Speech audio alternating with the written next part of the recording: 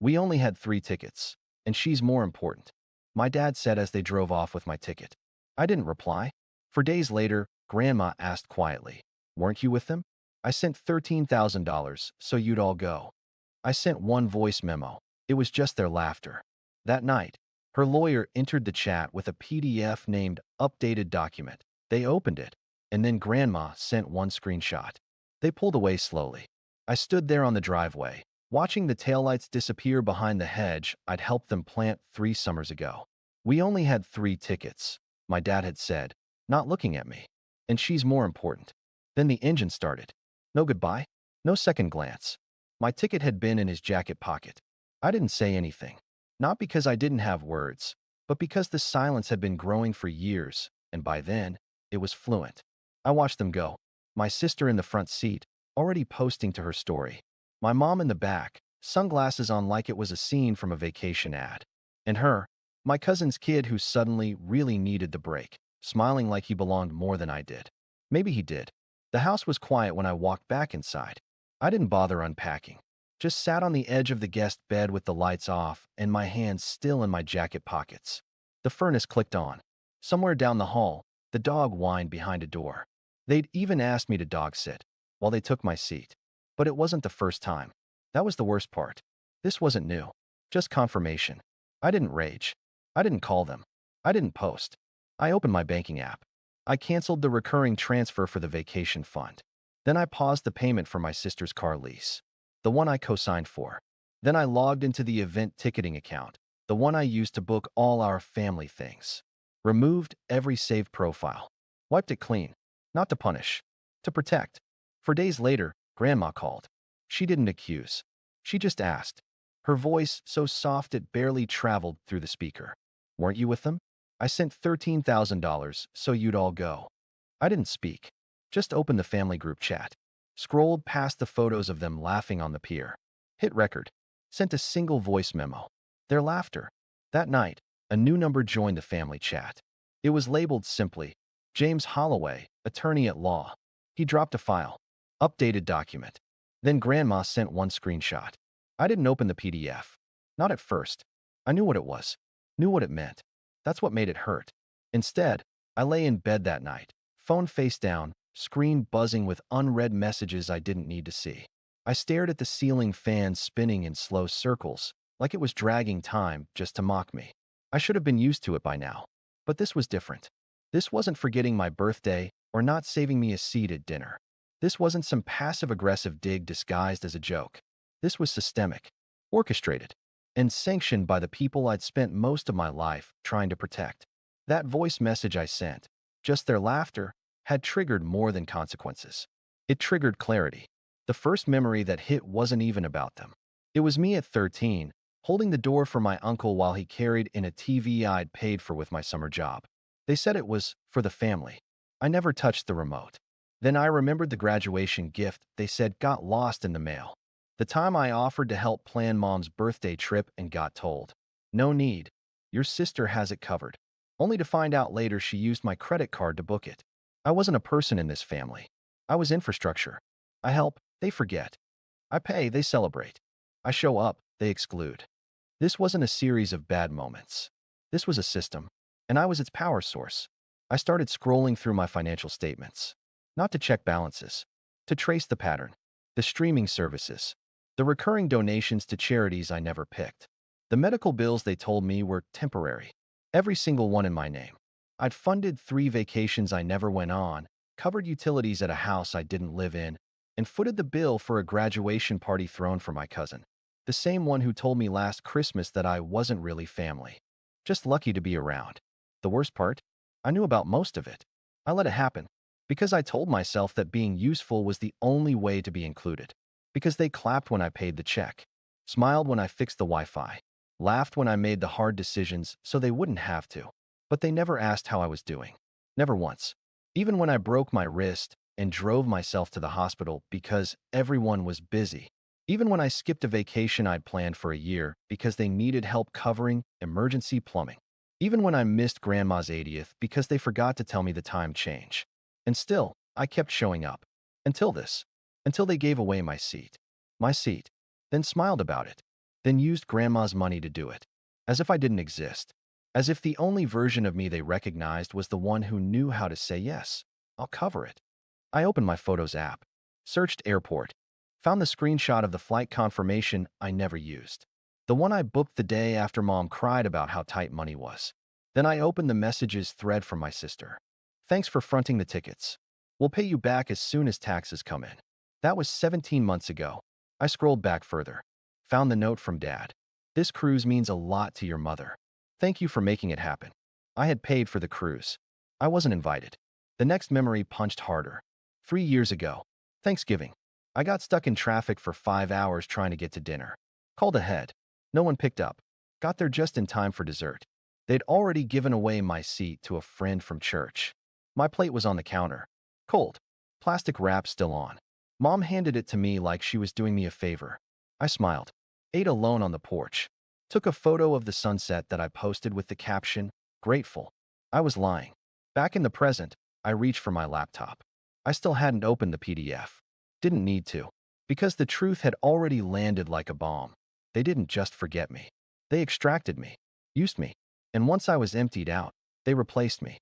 That wasn't neglect. That was strategic. That was someone in that house saying, "Let's not waste the ticket." And someone else replying, "He'll understand." They were right. I did understand. But not the way they hoped. Because this wasn't just hurt feelings anymore. This was data. Evidence. Receipts. Proof. I opened the family trust document I still had access to. The one I'd helped revise 2 years ago because no one understood the language. The one that required a unanimous vote to amend anything related to medical care or housing transfers. Guess whose signature was forged last winter? Then I logged into the group cloud drive where I kept all the tax docs. The one I set up for transparency. Scanned through upload history. Noticed 5 PDFs added in the past month. None of them by me. One was labeled mom_healthcaredirective.pdf. Another, vacation_expense split_2023.pdf. I opened it. The document listed all contributors. Under my name, $3,325.44. I didn't even know they went on that trip. The split showed my share of meals, lodging, and excursions. All calculated. All deducted. From my account. They called it a gift. They counted it as a tax. I closed the laptop and leaned back in my chair, numb and electric at the same time. This wasn't rage. This was architecture. And the foundation was cracking. They thought I wouldn't notice. They thought I wouldn't question. They thought silence meant consent. They were wrong. Because I had one thing left they didn't count on. Access. I didn't slam the laptop shut. I didn't curse. I didn't pace the room with fists clenched. I logged in. First, the shared banking dashboard. 5 accounts tied to my profile. 3 of them accessed daily by people who still called me too sensitive. I removed myself as authorized payer, set auto alerts for balance activity, and initiated an audit request. A full report of every debit from the last 18 months. It pinged to my inbox in 3 minutes. Next, the cell plan. I paid for it. 5 lines. Me, them, 2 cousins. And Grandma, who didn't know her data bill was covered by the person they left standing on the driveway. I logged into the admin portal, transferred ownership of their lines to my dad's email, gave them 72 hours to accept. After that, the numbers would be deleted. No warnings. No grace period. Then, the subscriptions. Amazon Prime, Hulu, Netflix, YouTube TV, all running through my accounts. All tied to cards they didn't own. I deactivated every profile but mine. Logged out every device. Changed the passwords to quotes they wouldn't understand. You said you didn't need me. Infrastructure deactivated. Laugh while it lasts. They could call tech support all they wanted. My name wasn't on file anymore. Next, the cloud storage. My company's license had covered their home system as a favor. Photos, legal docs, Grandma's medical scans, all stored in a folder labeled Shared Family Access. I suspended the account. Gave them 7 days to retrieve anything critical. Then it would be wiped. No backups. I wasn't deleting memories. I was reclaiming bandwidth. By midnight, I was on my 2nd cup of black coffee, writing the cleanest termination notice I've ever drafted. Subject: withdrawal of support, immediate effect. I attached documents, receipts, screenshots of forged approvals, Evidence of my vacation contributions I never consented to. Copies of my ticket to the trip I wasn't invited on. I CC'd Grandma. Then I CC'd her lawyer. That was the first real move. Because they thought this would stay small. That I would get over it. That I'd shake it off like I always did. They didn't know I'd already reviewed the updated document.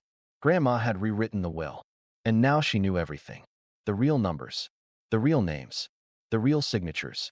And the one voice memo I sent, just laughter, had opened the gate. By morning, I had 3 voicemails. One from my sister, "Why are the phones not working?" One from my mom, "I think something's wrong with Netflix." And one from my dad, "We need to talk. Call me back." Immediately, I didn't call back. I called the title company. I was still on the deed to the lake house. The family retreat that was booked out every summer like a vacation rental. I was the one who'd refinanced it. They never asked how, just assumed.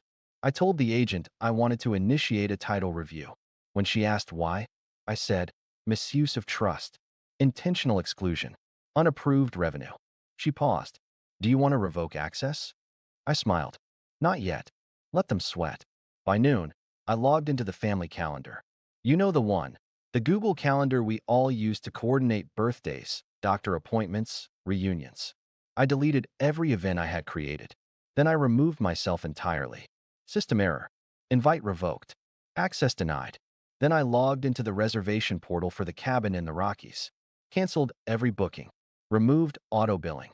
And submitted a closure notice to the management team. I'd signed the lease. I paid the taxes. They furnished it and called it theirs. I sold it. Cash buyer. Closed in 48 hours. They didn't even know yet. But they'd find out when they showed up in August and the keypad code didn't work. Then came the digital audit. I wrote a script that traced every IP login under my shared credentials across platforms. You'd be amazed what people access when they think they're entitled. Spotify, Kindle, Dropbox, my old project management dashboard, where they'd been uploading Grandma's financial data to ask quick favors. I revoked every token, sent automated messages to all devices. This service was maintained by someone you forgot. Then I pulled the final string, the one they didn't even realize I had. Grandma's health directive, the one I'd helped digitize when no one else knew what end-of-life planning meant. It was on a server they couldn't even name. And the PDF they thought was final? It wasn't. Not without my notarized signature. I hadn't given it. So when they tried to rush updates after Grandma got suspicious, without telling her, I got an alert. And I forwarded it. Directly. To her. Along with the access logs. And the list of who signed what. When. And from which device. Then I sent one more file. A screenshot from my sister's phone, the one I accessed using a sync tool she never disabled. The caption read, "Can't believe we pulled it off. He's so easy to cut out." Underneath it, a photo of my seat. The one they gave away. The one that used to be mine. The silence lasted 12 hours. Then came the explosion. It started like a drizzle. Emails from my dad's account with no subject line.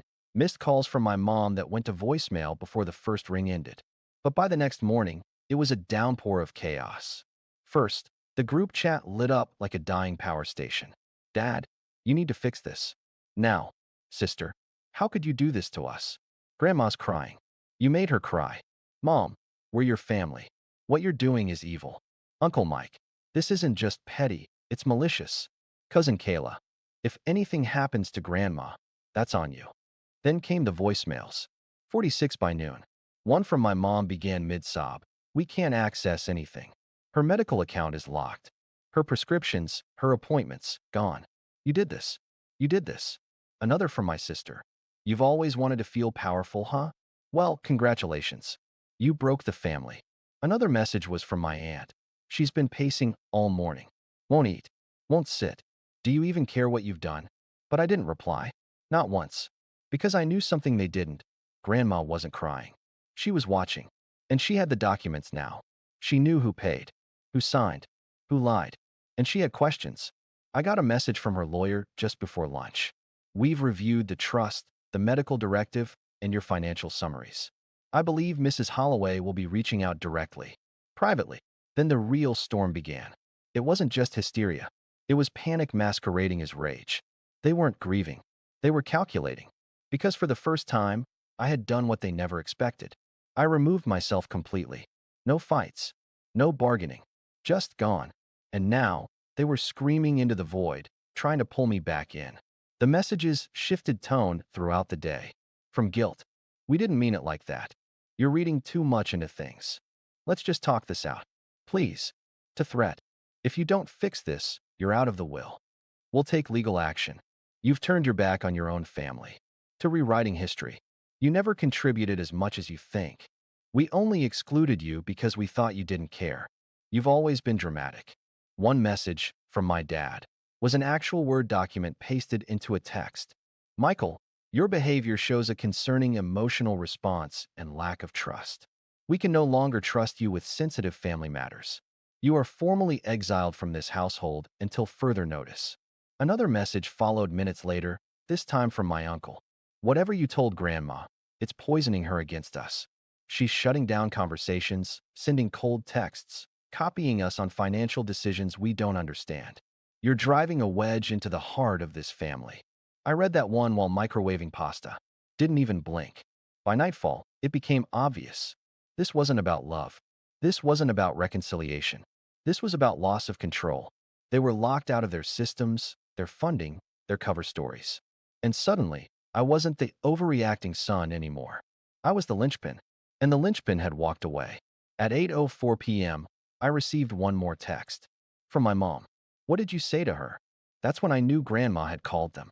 That's when they realized the information floodgates had opened, and I wasn't the one holding the dam anymore. Later that night, I got a call from my cousin David. The only one who hadn't messaged me all day. He didn't even say hello. He just asked, is it true she updated everything? I didn't confirm or deny. I just asked, did you know they used my ticket? Silence. Then he said, she said she didn't recognize them anymore. I've never heard her use that word before. And then, she sent me a copy of the new file. He sounded shaken. Not because of the file, but because she meant it. Then he added, she said she's tired of pretending. That for years she watched them manipulate you, use you, laugh about it. At 10:11 p.m., I got a ping from the shared family email, which I no longer had access to, but forgot I'd installed alert tracking on months ago. The subject was updated document. The attachment was unopened. Then it was opened. Then it was forwarded to 26 people. Every cousin, every aunt, every uncle, even Dad's college roommate. They'd opened the file. And then Grandma sent one screenshot to the group chat. He never asked for anything. But you took everything. Silence. Real silence. No replies. No rage. No emojis. They had seen the receipts. They had seen the numbers. They had seen the choice they made. And now they had to sit in it. No explanations. No control. And not even a spare key left to twist the narrative back in their favor. I'd removed myself so cleanly, the only thing left behind was the echo. I didn't post anything. Not on Instagram. Not on LinkedIn. Not on whatever family message thread still survived the implosion. I didn't need to. They'd already done the work for me. All I did was release the truth. No commentary. No opinion. Just screenshots. Receipts. Documents. The forged signature on Grandma's healthcare directive. The financial log showing they booked the cruise on my emergency card. The group chat thread where they laughed about taking his ticket. The withdrawal confirmation from the family trust. The voice memo I'd sent Grandma. Their laughter. Casual. Loud. Proud. I forwarded it all to one person, Grandma's lawyer. And then I gave consent for full release. He posted it to a public record Dropbox link with the caption, "To whom it may concern, these documents were requested by Mrs. Holloway to clarify ownership, access, and decision-making integrity across family entities. Shared by legal authorization." Within 24 hours, the entire extended family had seen it. So had two church members, for business associates, and my sister's ex-boyfriend, who texted me. Wow, that explains a lot. The family PR engine collapsed under its own weight. My dad's friend from the Rotary Club left the board. Quietly. No message. My aunt's boss strongly recommended she take a leave of absence. My cousin's GoFundMe for unexpected housing costs dried up in 2 hours after people noticed her profile was tagged in a forwarded screenshot. He always covers things, no questions asked. My sister's fiancé called off the engagement. Said he needed someone who didn't treat generosity as a punching bag. My mom. She went silent. Until the subpoena landed. Grandma had launched a full audit of the trust. Not for vengeance. For clarity. Every dime tracked. Every fake invoice. Every unauthorized withdrawal. When they realized how far it would go, how many institutions would get copies, they didn't just panic. They reached out urgently. People stopped calling me dramatic. Stopped asking if I was sure, if maybe I misunderstood, if perhaps I was being too harsh. They saw what I saw. I didn't just remove myself from the narrative. I exposed the script. The part where I pay, and they take. Where I stay silent, and they write the story. Where I make things work, and they erase my name from the photo. That script was burned now. Publicly. The cruise was refunded. Funds returned to my account. The family phone plan. Canceled. Their numbers deactivated. The shared property. Sold. Proceeds redirected to Grandma's medical care fund. The trust. Frozen pending forensic audit. I remained co-signer. My name. Cleared. My voice. No longer borrowed. My presence. No longer optional. But the biggest shift wasn't legal or financial. It was the silence. The permanent kind. Not tension-filled. Not guilt-laced. Just ended. They didn't have anything else to say. Nothing they could twist. And I didn't have anything left to give. Not explanations. Not access. Not forgiveness. Grandma called me 3 days later. Just once. Her voice was calm, clear, steady. I'm sorry I didn't see it sooner. But I see it now. She didn't cry. She didn't ask for peace. She just said, "You were never the problem. You were the proof." And then she added, "I've updated the will again. You're not just included. You're protected." That night, I stood on my porch, phone in hand, watching the sky shift from orange to blue to black. Not angry, not triumphant, just still. I had nothing left to say. Because finally, they did the one thing I never expected. They stopped pretending. And I stopped apologizing for walking away.